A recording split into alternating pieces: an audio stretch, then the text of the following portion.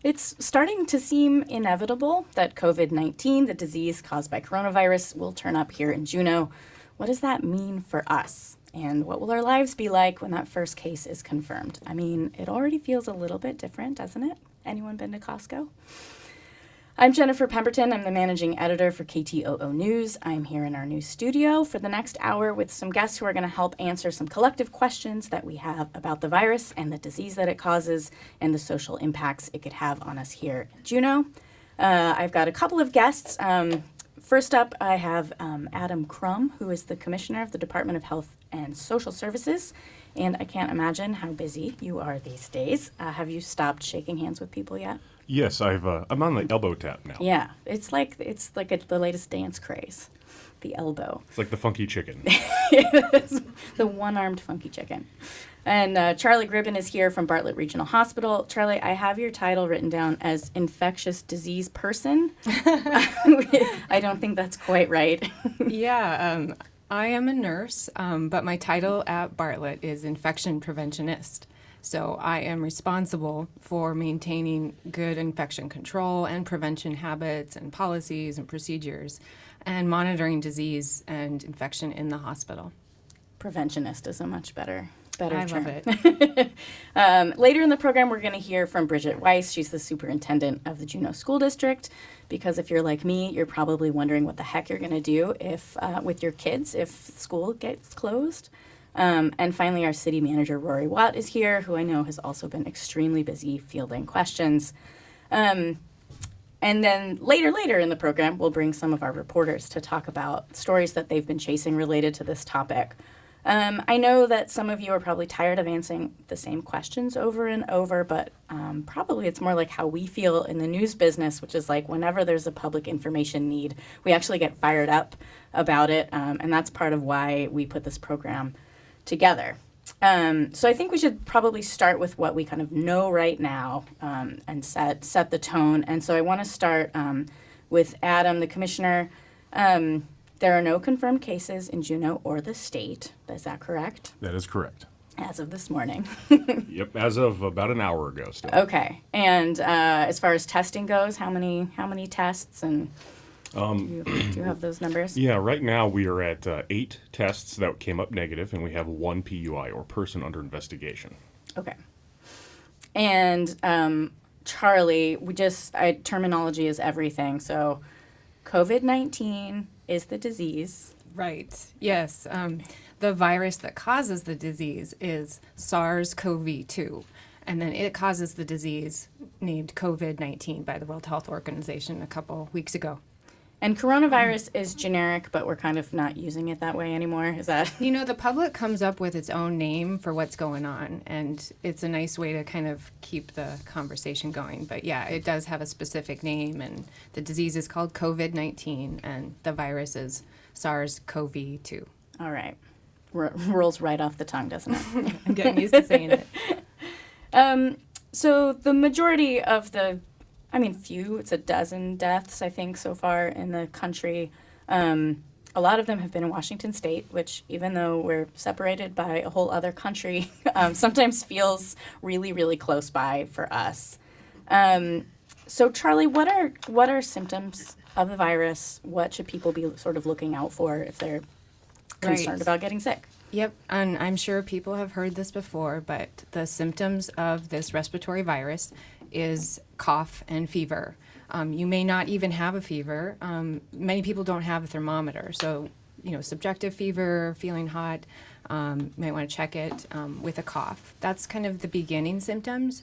As it progresses, you can move into the lower respiratory, and so we're telling our nurses and doctors it's lower respiratory symptoms, and that's when you feel difficulty breathing, shortness of breath with a cough. And are there populations that it's particularly dangerous for? Yeah, that's who is most at risk is the elderly.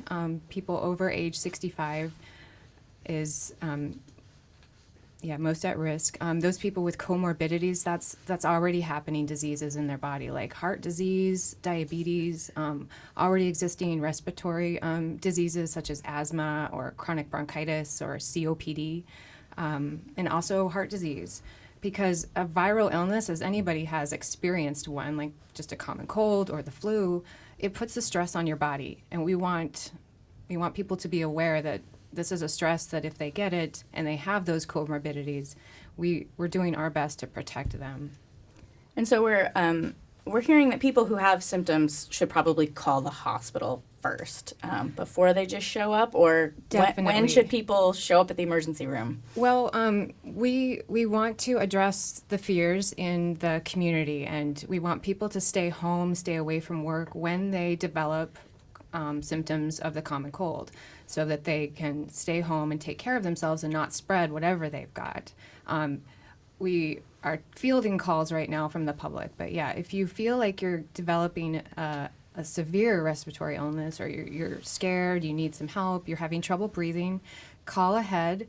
The most effective thing we can do to prevent the spread of this illness is to put a barrier mask on, and that's just an ear loop mask that covers your nose and your mouth, and that's what will help us reduce the spread. So calling ahead is good, and then there's masks available at every doorway, and we'll put one on you and help you out.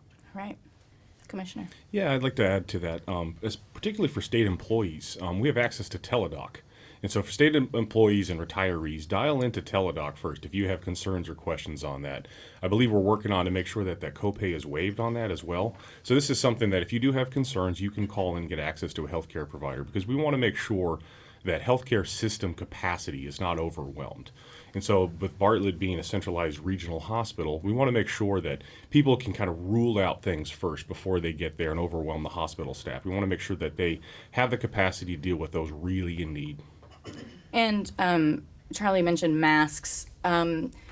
We had a listener question that was something along the lines of, why is our government telling us not to wear masks when other governments are sort of forcing people to wear masks? I don't know that that's... I think the terminology, like forcing us to not wear masks, is coming from the CDC that says if you're not sick, don't wear a mask, because there's kind of a run on masks. Can you talk a little bit about who should be using a mask? And this is part of that calming the fear, and we know what to do. We can handle infectious disease if we all do our part. So those people that are developing symptoms should wear a mask. So if you're sick, you should wear a mask when you're out in public, because that's going to minimize the spread of those respiratory secretions, spread in a cough or a sneeze, to getting onto a surface or into somebody's air that they breathe. So if you're sick and you're going to be around people, wear a mask. But if you're not sick and you don't need that type of protection, don't wear a mask, because hallways, buildings, being outside, you have good supply of fresh air, and that should be enough protection, as well as washing your hands and not touching your face. Not touching your face. I feel like sort of wrapping my hands in some bandages to sort of prevent myself from touching my face. Like kids who bite their nails or pick their nose, you wrap them up with tape. There was an episode of Friends where Phoebe had to wear mittens because of chicken pox. So I do remember that. We're not there yet. No, we're not there yet. There have only been, we're in the lower double digits of deaths so far in the United States. And one of our listeners says that seems like a very small blip on the radar, especially when you compare it to deaths from the flu every year. So the question, and I'm going to toss this to Adam, is why the hype? Yeah, the reason for the concern on this is we call the R0 value, which is your likelihood as an infected person to infect other people around you. Because this has a relatively higher R0 of 2.5, meaning that if you are infected, you can actually spread this to at least 2.5 other people. That is higher than the flu, and that is part of the cause of concern, is because while 80% of the people who do get this, it's very mild symptoms. There was even an op-ed in the Washington Post about an individual on one of the cruise ships who said, I have coronavirus and I'm quarantined, it's not that bad.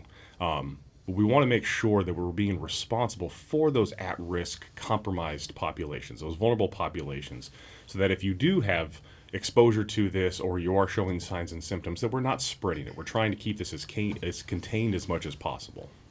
Great. If you're just tuning in, I'm Jennifer Pemberton. This is a special program from KTOO News on coronavirus and COVID-19. Commissioner Adam Crum from the state and Charlie Gribben from the hospital are here in the studio. Charlie, you live and work in Juneau. What are some of your sort of daily routines and habits that you're examining and that maybe we should all be examining? I mean, should we all go to Costco on Saturday morning at the same time? Large community gatherings are, if you're getting a lot of people closer together, you're going to have a higher risk of spreading disease. So, that's the only day off I have is Saturday morning. But maybe go Saturday night and, reduce your exposure to large amounts of people. But I don't really think we're there yet, as long as we do really good personal hygiene and keep ourselves not susceptible. That's that epidemiological triangle. Like, you have an agent that can spread, that can cause disease, and then you have the susceptible host. So if you're, not stressed, getting good sleep, drinking lots of water, eating a balanced diet, doing those good things that support your own health, we're gonna be all the better for it. And we might not be able to get that disease. We'll be able to stop the spread of the disease. Great. We got a lot of questions from our audience about testing. I think it's on everybody's mind. So Adam, can you talk about, where are the testing facilities? Who's going to get the test? Yeah. So we have 2 state labs. One's in Anchorage and one is in Fairbanks. So the current test as it exists now is developed by the CDC, requires certain reagents. And so right now we have the capacity to test for 100 people in the state. More tests are coming in. We just received one shipment this week to increase our capacity. The reason why it's only at those 2 facilities is because it's a very specific test. It's a reverse transcriptase RNA PCR. And so not everybody has the technology in order to do that. We even saw that the University of Washington themselves was trying to do the test, and they actually had trouble with it, and they had to send their samples over to the state lab in Washington.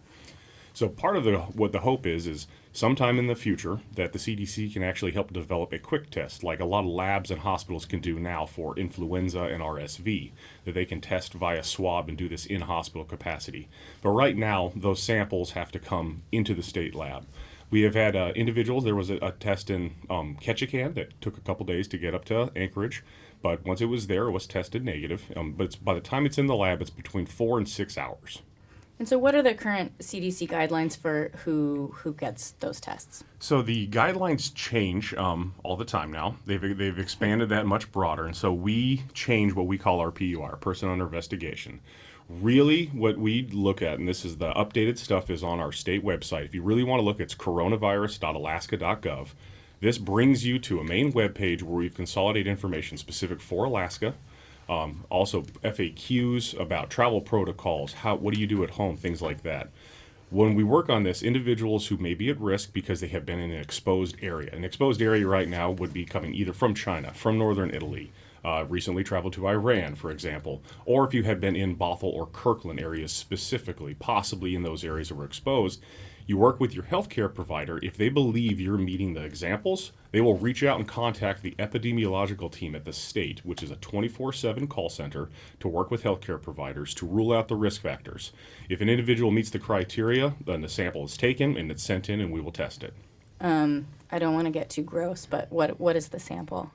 Oh, the sample's not fun. It's a throat swab as well as a real high nasal cavity swab. It's not comfortable. Okay. So we shouldn't all be signing up to get a test just in case. Yeah, and it's also really important. Dr. Zink, the chief medical officer, really stresses this. The test is not a cure. And so we do want to rule out a lot of other factors first. So things like influenza and RSV, which are going around the state.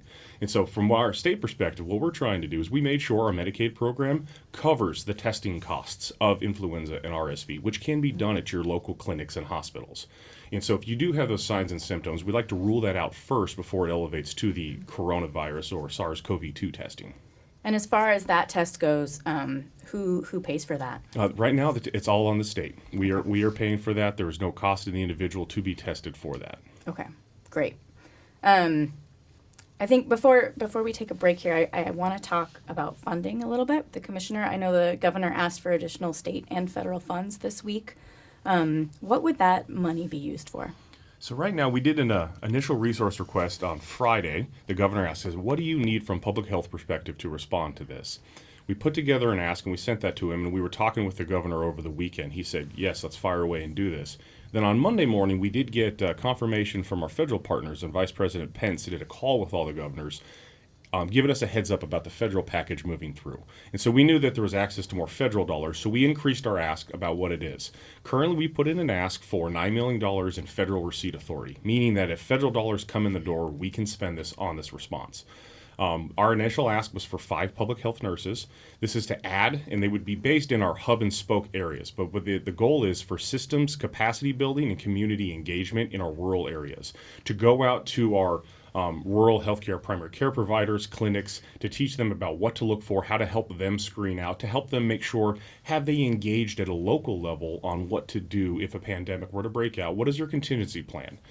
We've asked for microbiologists to just help our lab staffing capacity, as well as emergency management response, and there's a couple other items. And backup in case a pool of funds, if there is a test and it can be moved to a hospital to do that, do we have dollars available to forward fund that testing in a local capacity? We just want to make sure we have this response. And again, this is an initial ask. Things are going to change. After we made that ask, I did get confirmation from the CDC an initial release of funds is going to be coming to Alaska, which is going to help cover all of those items as well. And we'll see what the federal package is, which is about $8 billion moving through Congress right now. Right. So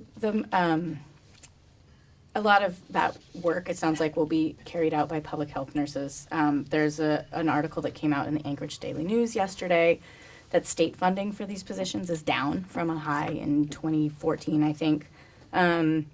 So can this sort of, I don't know if it's called emergency funding, but this additional funding, is that going to sort of make up for years of budget cuts? That's a difficult question. We do think we do have capacity in the state to do this. So we're initially targeting, we've already got willingness from some retired public health nurses who have got extensive experience working in rural Alaska to come back into these roles. We did have a conversation with some Senate leadership yesterday. As we evaluate this, do we need to project out long-term positions? So we're not non-perm, as we call them, non-permanent. So that's a part of the conversation, just to make sure we have our capacity. We do have a very robust public health system in Alaska because of where we're at, having to deal with remote off-road systems all of the time. Last year in April, we did an event called Raging Contagion, which is actually every 3 years we do a massive event. This was dealing with an influenza pandemic. How do you move individuals in and out? How do you get test kits? And it's actual moving. So we had weather delays and things like that as we went through this drill. So we are as prepared as we can be. We'll see over time, but we think that this initial resource ask will help quite a bit. But we're just trying to make sure we're out in front, giving information as well as possible. And I heard Dr. Ann Zink last night when she was briefing the legislature as the chief medical officer for the state about sort of being prepared for evacuations because people are probably who need treatment will have to get flown. What do those preparations look like? So we've broken out. So the State Emergency Operations Center within the Department of Health and Social Services has been activated since mid-January. Part of that, there are 9 separate task groups. One of them is a transportation. What do you do for these certain groups? And so we have interagency groups working with DMVA, Military Affairs, which oversees National Guard, and items like that. How do we transport personnel? How do we make sure that what limited supplies we have in the state are out to rural healthcare providers? Because they have first priority of any supplies that the state has. And Charlie, I mean, we are sort of a rural, we're at least the hub where people might get evacuated to. Do you have a sense of, at Bartlett, at least what the preparations look like for sort of getting people here who are potentially infected? Yeah, we have been in a lot of conversations about what that looks like because, our hospital and our emergency room staff depend on having reliable and speedy medevacs to help get sick people to a higher level of care. Because, while Bartlett is an excellent hospital, we don't have a cardiologist here. So we need to get people who have those severe medical needs to a higher level of care. Or, somebody sick in Hoonah. We have helicopters. We've got these flights that go out regularly to bring sick people to us. And then we treat and evaluate whether or not they can stay at Bartlett or if they need to go somewhere else.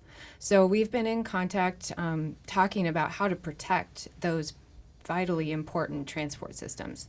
CCFR has isopods that we're practicing using, which will contain, it's kind of like putting a person in a mask, but their whole body in a mask, so that, you know, the air that they breathe, and, you know, that it's a clear mask. It's not too claustrophobic, but It sounds like one Yeah. of those like bubbles. Is it a bubble? it's a bubble. Yeah. Okay. I was like, it's either that or a plastic bag, which I don't think is quite the right imagery. It's ventilated, yeah. So we've been talking about how to protect, and I mean, healthcare providers right now are doing their best hand hygiene ever, really, really meticulous about using PPE, that's personal protective equipment, very correctly and appropriately, and most important is taking it off. There's steps, and hand hygiene is part of each one of those steps, because after you take off your PPE, you have to take off your respirator, and we want you to do that with clean hands. Right. So because our healthcare providers are the most important thing here, you know, we really need to protect them so they can keep working.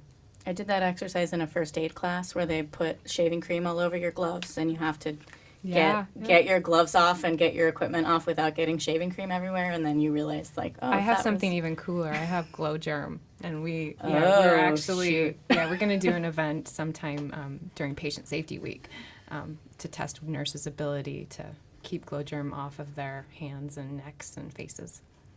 Great.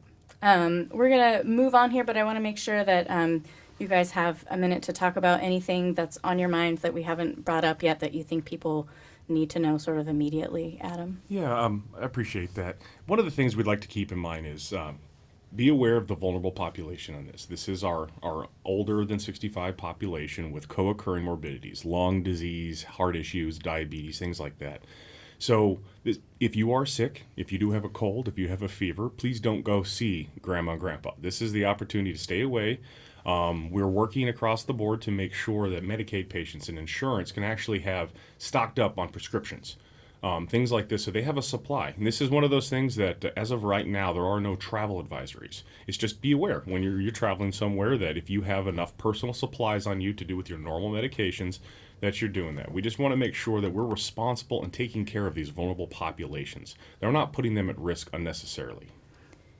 And Charlie, I know people are, a lot of people go through CTAC, and I've been hearing a lot of people being afraid of going through CTAC to go anywhere. Do you have sort of, as you're with your infection preventionist hat on? I have been fielding those questions Yes. because, like you said, we don't have a travel advisory right now. Be aware, wash your hands.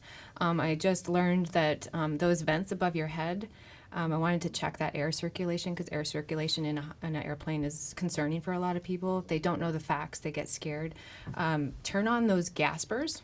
Turn that on, and that will push clean air past your face, and anything that you could breathe in will be on the floor. Wipe down the surface, wipe down your trays and your armrests, and then keep your hands clean, and you should be fine to travel. So just be careful when you actually turn the thing on. You have to touch it, but then you're good. Right. So. Yep. Yeah. Be conscious of all of those touches, those we call them in the hospital high touch surfaces.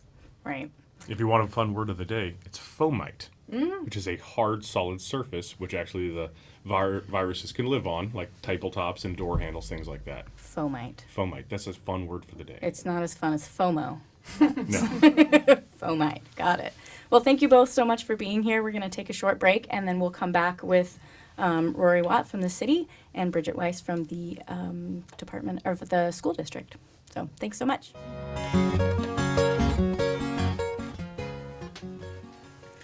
And welcome back to this special program from KTOO News on coronavirus. I'm Jennifer Pemberton. I'm bringing in City Manager Rory Watt now and Bridget Weiss from the school district.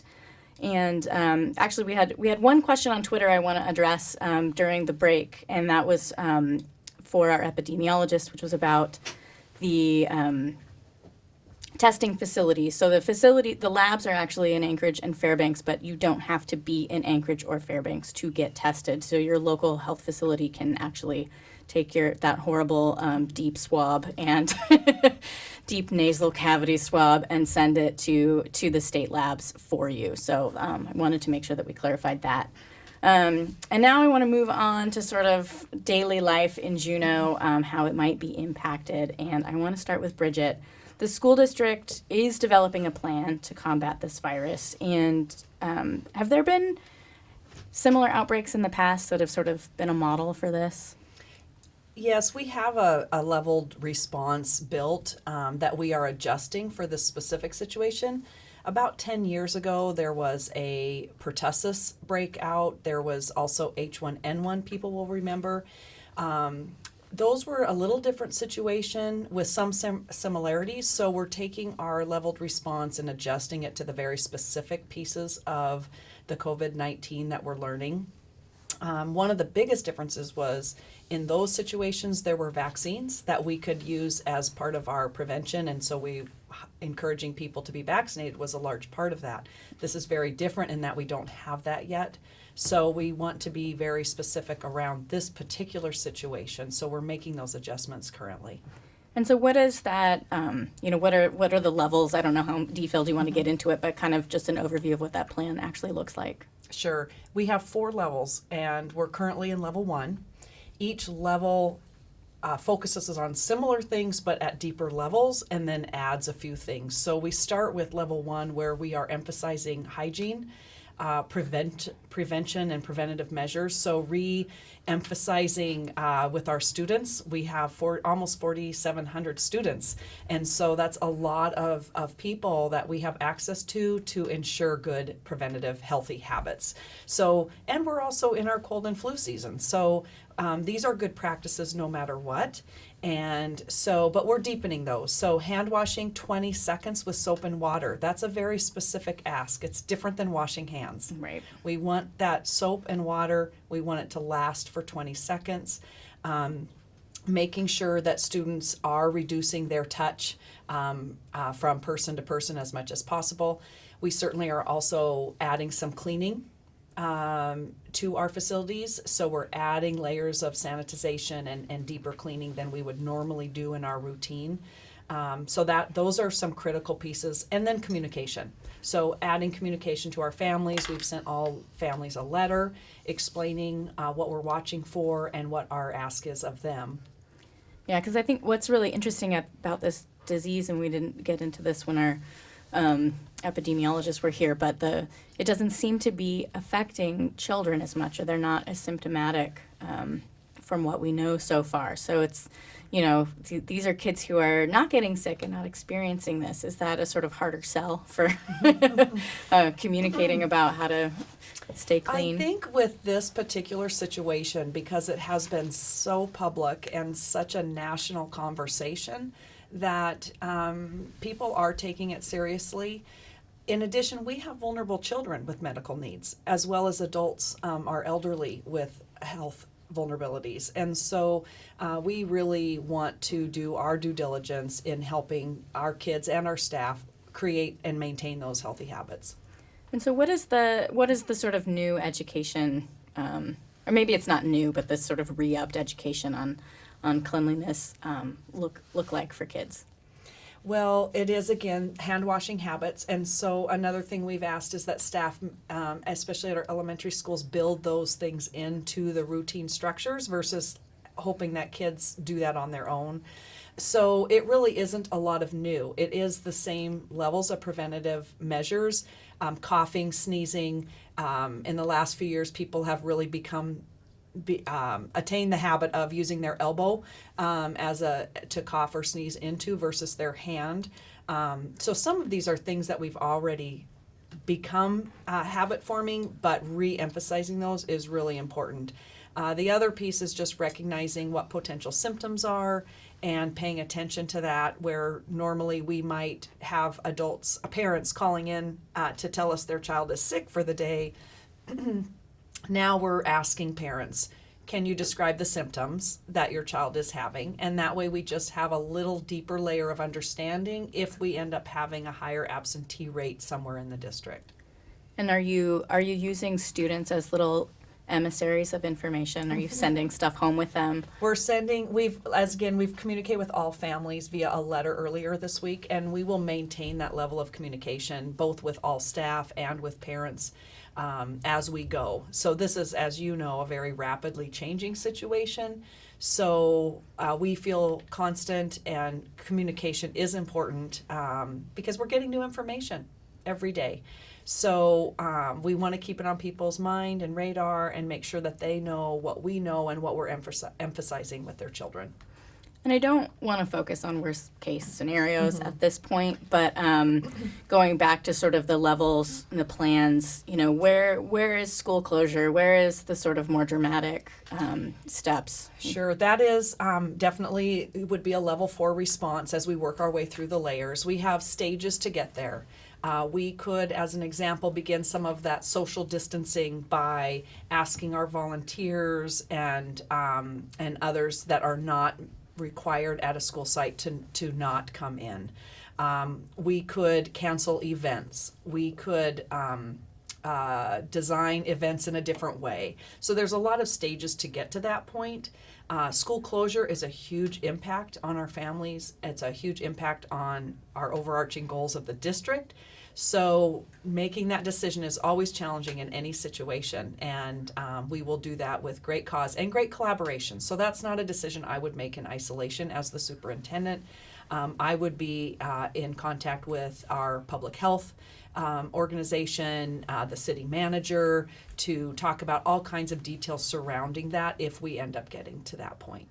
And I know a lot of adults right now are sort of at least thinking about the potential to work from home, or if they, is there a student equivalent of working from home? I mean, is distance ed an option or something that you guys are talking about at all? We are talking about it. The reality of doing that for 4,700 students is really complicated. It's a lot of laptops. A lot of laptops, a lot of hotspots, wireless connectivity that a family may or may not have. So we are working on what that might look like, but the reality of us really having a thorough plan in place by the end of the school year is probably not likely. So we're looking at intermittent types of options. Another big consideration for us is that many families rely on us for breakfast and lunch for their children. And in a more extended closure of schools, that would be impacted. So we're also devising some plans, starting to come together to look at what we could do in that situation and how we could support families outside of the school building in that way. So there's just a lot of layers that we would want to look at to support our families and our kids if we got to that point. Yeah, and that seems sort of complicated, and I know that that's why we have plans and levels and things. And I want to sort of take that to Rory and sort of what does that look like at the city level, sort of for the general population. So I want to talk about what we call all hazards planning. So we have a number of staff members who worry about the big one, and whatever the big one might be, we participate in the incident command system and we train ourselves. So if we have a major emergency event, we would do what we would call stand up the emergency operations center. And we would organize ourselves around that federal system. And we call it all hazards planning because we don't know what's coming. We don't know if it's an avalanche or an earthquake or, and whether it's a wildland fire that we don't have here. That response infrastructure organization is essentially the same. We also would have a unified command. So since it's that federal system, the Coast Guard, the public health officials, we're all in that system together. So depending on the level of response that's necessary, it adapts. And the incident commander might be the captain of the port for the Coast Guard, it might be the chief medical officer for the state, it might be the CDC, it all depends. So we're organized to respond to emergencies. So in this case, this public health crisis, emerging pandemic, whatever you want to call it, we are participating with our local emergency planning committee, and we're coordinating all those activities so that if we need to stand up that emergency center, we're ready. I've seen a lot of long Facebook posts and information from the city and CCFR. We'd have one listener comment / question is, communities fall apart in this kind of hysteria. What are city officials doing to dispel misinformation and keeping people safe? you're here, aren't you? am. That's part of it. I feel like, you've been out there getting information out, but how would you sort of address like what, you're actively trying to do? So we're actively trying to communicate calm but informed concern. COVID-19 is a very serious disease, and we absolutely should be concerned about it and doing everything that we can to limit the transmission. We should assume it's coming, and our everyday actions should respond appropriately. So we all should be having hand washing competitions. We should all be challenging ourselves to touch our faces less. We should be cleaning shared surfaces. We should be doing all those things as a community so that when the commissioner was talking about the R naught, how much it transmits, I want the Juneau R naught to be as close to zero as possible. And I want individual people in Juneau to think of themselves as they could be the person that washes their hands one more time that limits the spread. They could be the person that doesn't touch their face and they don't get infected so that somebody else doesn't get infected. They could be the person that washes that countertop in that public area of their workplace and that disease spreads one last time. And maybe they're a healthy person and maybe they're not personally worried, but maybe they could be the person that stops the spread to our vulnerable populations. And I think because Juneau we're used to natural disasters, avalanches, tsunamis, earthquakes, we're sort of prepared for that. I think the last time I saw the rankings, like Alaska is like second to Utah and sort of the number of preppers and like people who are prepping for these sort of situations to happen. What about the sort of, panic shopping and the run on supplies and people I think are taking that very seriously. Does the city have any sort of messaging or any thoughts on stop buying all the hand sanitizer or just on, advising people on how to prepare for this? Because we're all thinking about potentially staying home for a while. I think the message has to be we are all in this together, and panic doesn't help. Good information does, informed concern does. Sure, you can raid the supplies of the hand sanitizer, but the public health officials are telling us soap and washing your hands for 20 seconds is best.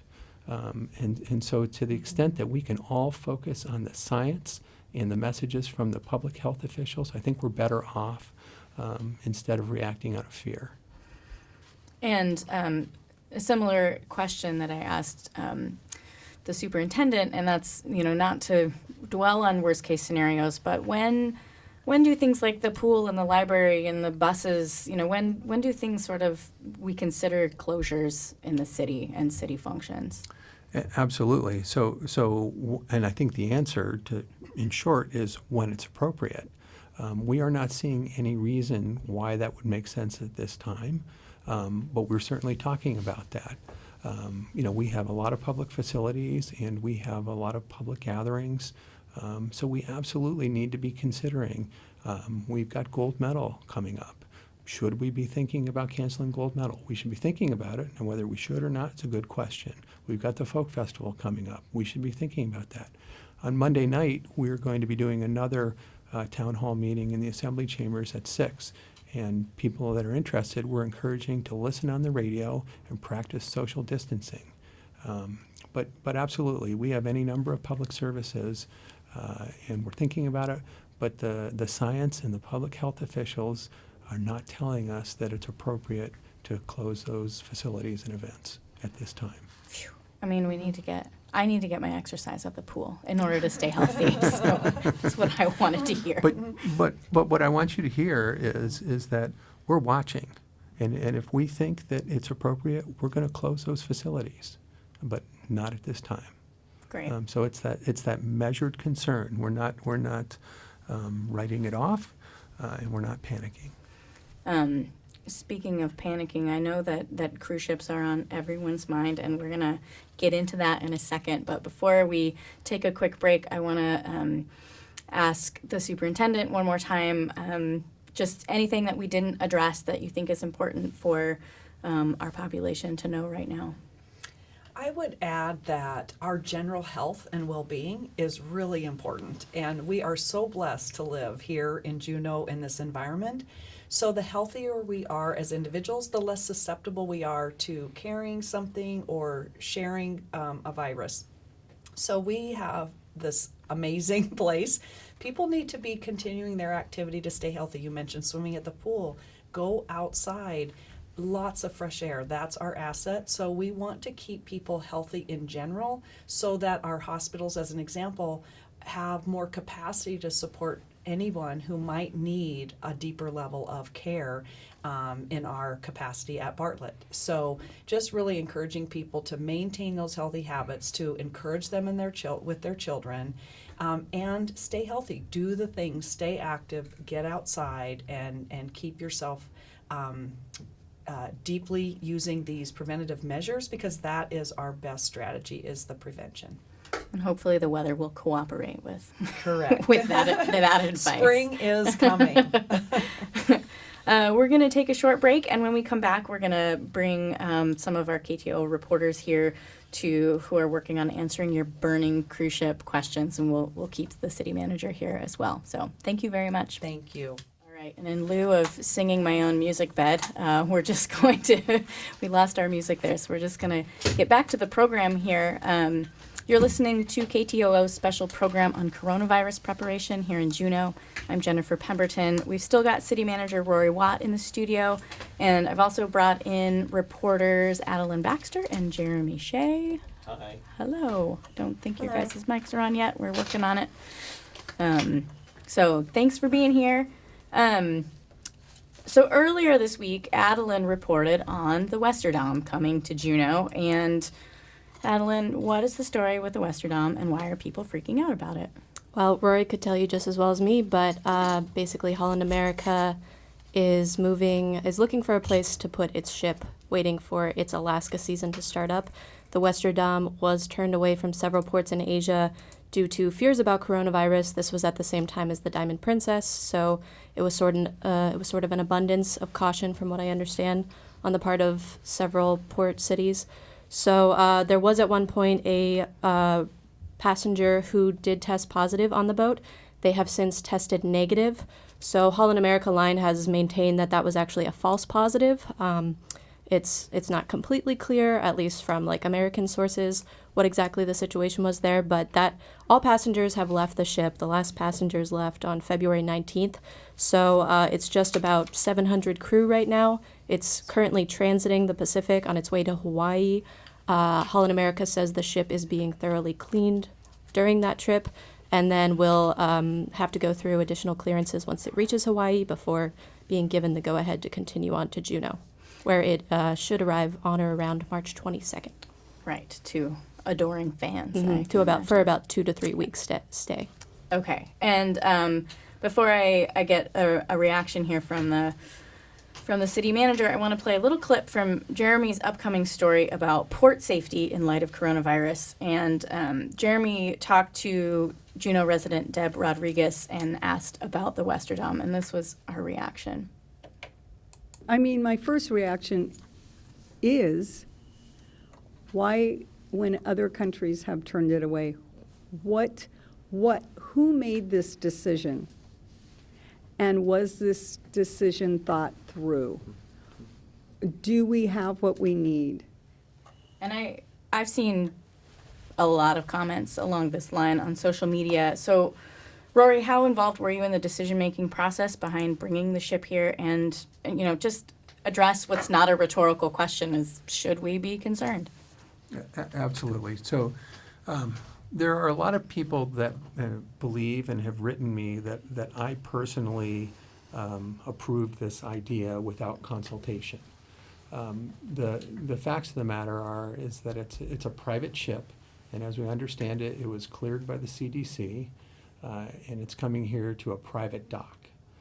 So based on all of the information we have, I see no reason that we should be concerned, and that is in the context of the risks that we currently face. And the risk that we face, as I see it, is we have substantial aviation traffic in and out of our airport. We get 700,000 people go through the Juneau Airport every year. Of course, Seattle is our hub. And the Westerdam, so circling back, the Holland America advised me that this was their plan. And I said, based on the information I have, I'm not concerned about that. Now, of course, if that information changes, maybe our response would change. But we have no information on why we should be particularly concerned about the Westerdam. We have a lot of information that makes us concerned about transmission of the disease from the Seattle area. And if that's going to happen, it's going to be through our airport. And I guess the context is we have 500 or 700 crew members on the Westerdam, and they have doctor and nurses, and they're traveling across the Pacific at 4 knots, and they're going to be here in 3 weeks. And every day we have 800 or 1,000 people coming into the airport. I want to focus on the people coming into the airport and individuals in the community doing good hygiene to stop the potential spread. Someone on Facebook asked us if there were any plans to screen people at the airport. Is that something we have any jurisdiction over? Is that a decision on Homeland Security? So as a practical matter, I don't know how you could do that. So would you, if you wanted to screen people for coronavirus, we just heard Commissioner Crum say you've got to fly it to Anchorage and it takes 6 or 7 hours. And we have 100 tests. Yeah, we have 100 tests statewide. So we cannot screen everybody at the airport. What we can do is focus on what the public health officials and the scientists are telling us. And we can focus on that hand washing, we can focus on that social distancing, and we can focus on staying home from work if you're sick, and we can focus on sending employees home if they're sick. We can focus on all those things. And so if, so sort of feeling comfortable with the Westerdam coming here, knowing that it's been cleared and that it's only got crew. Another question that we got was, if a cruise ship shows up in Juneau with an infected passenger or passenger with, coronavirus on board, will those passengers be allowed to get off the ship? And that is a great question, and that's exactly the kind of thing that we're focusing on right now. So cruise ships with passengers arrive in Juneau in the middle of April, and so we're doing that planning right now to set up exactly what are the protocols, how do we handle this, who's going to make that decision. And I can, while I can't tell you exactly what that's going to be, that's going to be in consultation with Doctors Inc. and the state and whatever the CDC is saying. We're not going to be making up the Juneau theory of the afternoon. We're going to be working to have those protocols established at the start of cruise ship season, which is only a couple weeks after the Westerdam will be here. So to me, it's probably not best directed to focus efforts on thinking about the Westerdam crew. It's best to focus on the upcoming cruise ship season, if you're interested in cruise ships, or it's best to focus on the risk that we face here today in the community. And Jeremy's been looking into sort of who has the power to turn ships away and what that looks like. Jeremy, what have you learned about those superpowers? Right, so there's a role in the Coast Guard, and there's one guy who covers all of Southeast Alaska who has this role called Captain of the Port. Coincidentally, his rank in the Coast Guard is also Captain, so there's a little confusion there. His name's Captain Stephen White. He's based here in Juneau, and he has the power. I listened in on a briefing, actually, with the Visitor Industry Task Force about this position, and he said he's supposed to use the power judiciously, and he kind of put it in the context of safety threats, threats to public safety. So I wasn't able to sit down with him and ask him directly, does that apply to public health? But it feels like from the context I had and from his presentation and the research I've been doing that, yes, that is within his power to turn specific ships away if there's a public safety threat. So, and I'll follow up on that. So I think everybody is following the news and saw what Governor Newsom did last night in California and turned away a cruise ship, and they flew test kits out there. We might get to that point, and I think what people need to know is that Captain White has jurisdiction. But our governor, in consultation with Dr. Zink, has that ability as well. And we, as a community, we have that ability as well. We could declare a civil emergency, and we can make that decision. But we see no reason to act rashly. But we are organizing ourselves because this is clearly an emerging public health crisis. It's worth noting that the boat involved, the ship involved in California is the Grand Princess, which does visit Juneau in the summertime. The other implications to the cruise ship season, there are several of them. But I know, Adeline, you've been looking into sort of scheduling, and I was hearing a rumor pretty early on that, ships besides the Westerdam might be coming early, that the season might be starting early, as cruise lines are canceling sailings in other parts of the world. Is that having an impact on the industry here? Mm-hmm. And from what the people I've spoken to in the industry, the most likely scenario is not ships coming early, because obviously not a lot of tourist activities are open before end of April, early May. But what we're more likely to see is more companies sending more of their boats to Juneau earlier in the season. So redirecting, for example, many companies have canceled sailings in Asia out of an abundance of caution. Norwegian Cruise Lines has done that, but from what I've been told by an executive there, they are not planning on adding any additional sailings in Alaska right now. They're going to actually be sending one of their boats to the Greek Isles. But at the same time, the Celebrity Millennium is adding extra sailings here. So it's decisions being made at the top level at various companies, and a lot of them haven't really confirmed those decisions yet. But we're also seeing impacts. There's been reporting that cruise lines are seeing lower numbers of passengers right now, of people putting off their vacations maybe a little bit, just waiting to see what happens. So at the same time, cruise lines may be offering lower fares. So it remains to be seen what the impact's going to be locally. Yeah, I've been thinking about the visitor task force has been working on this idea of, the dirty word of over-tourism, or just like at what point do we need to sort of think about how fast this industry is growing here in Juneau? Is that conversation moving towards, what if we don't get as many passengers this year as we thought we were going to? Rory, is that something that anybody's worried about yet? Well, absolutely. So down at City Hall, we're doing our revenue forecasting and looking at our budgets, and if we have a dip in economic activity, then we're going to have to respond to that. I'll just to follow up on some of those questions. I would remind everybody that this is a disease that's spreading from person to person. It's not a cruise ship specific disease. So again, focus on the good hygiene. I do have some information that I think we may see additional sailings in early May. Those are not confirmed.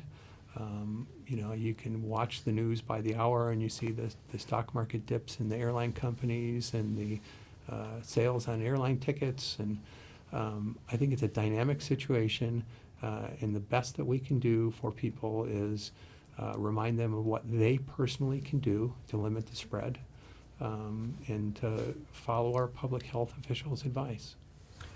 I spoke to several kind of seasonal tourism workers just to gauge their reaction, and there's a range. One guy wanted a total shutdown of the cruise ship season and said that should be being discussed. Other people were pretty at peace with the level of risk because they interact with people all day already, and there are other transmissible diseases that move the same way as this coronavirus and norovirus and the flu and colds and things like that. And they said they're, not to be flip, but they said they're more concerned about if the numbers are lower, how that affects their wages and tips this summer, because they're already taking precautions from getting other nasty bugs. And I have one more listener question, which we've kind of already addressed, but I want to make sure that we answer it specifically. And it's about the seasonal workers who are about to show up in Juneau from all over the country and potentially from other countries. The question is there talk about testing people like that, which we know that we have a limited number of tests, so maybe that's not the right question. But are we concerned about this influx of not just tourists, but the seasonal workers who are going to be in our community potentially for the whole summer? I'm concerned about everybody, right? Yeah. Every one of us travels about the town, and like I said, we have 700,000 people come through our airport a year. That's a lot of movement of people. We have to assume that the virus is on the move, and that if it's not here already, it will be here. And we have to assume that the best thing that people can do is lots of individual actions to limit the spread and to do everything we can to not overwhelm our public health systems. And we have just about a minute left in the program. So is there anything, I think, Rory, that we haven't talked about that we can cover besides reiterating? I mean, we can keep bringing the hammer down. All right, it's Yeah. a community challenge, right? Challenge yourself to wash your hands. Couple strategies: try not to touch your face. Try not to move that disease from your hands to your face. Keep tissues in your office. Have hand toys. Wash your hands. Don't touch your face. I just touched my face while you were saying. I know I scratched my cheek earlier. Yeah. Try. Social distancing from vulnerable people. Do what we can so that we are a model community in the way that we respond to the threat. Reporters, anything else you've learned that's been interesting that we can make No. sure we share now? I would just encourage the public to keep reaching out directly to their city officials and to reporters from trusted, sources. Obviously, the conversation can get a little out of hand sometimes on social media, so it's important to check in with trustworthy sources. And Monday night, the city is hosting a similar conversation starting at 6 o'clock. 6 p.m. and you'll be broadcasting it, and practice your social distancing and listen on the radio. Stay home and listen to it. The city will not be taking public comment And, anyway. and so. if you have Yeah. questions, email them to Borough Assembly, all one word, boroughAssembly@juneau.org, and we'll answer them on the air and in writing. Great. We're going to get ready to sign off here and disinfect all of our mics and buttons and all of that. I'd like to thank all of our guests. We had Adam Crum from the Alaska Department of Health and Social Services earlier, and Charlie Gribben from Bartlett Regional Hospital, Bridget Weiss from the Juneau School District, Rory Watt, Juneau City Manager, and KTOO reporters Adeline Baxter and Jeremy Shea. Thank you guys so much. Sure. Thank you. Thanks. And thanks to those of you who submitted questions. Rasha McChesney and Cheryl Snyder helped produce today's show. We'll have video of this conversation available on our website later today. There will be a rebroadcast of this program tonight on the radio at 7 p.m. if you missed it or want to tell any of your friends. We are covering this topic extensively at KTOO.org. This is KTOO Juneau 104.3. I'm Jennifer Pemberton. Thanks for listening.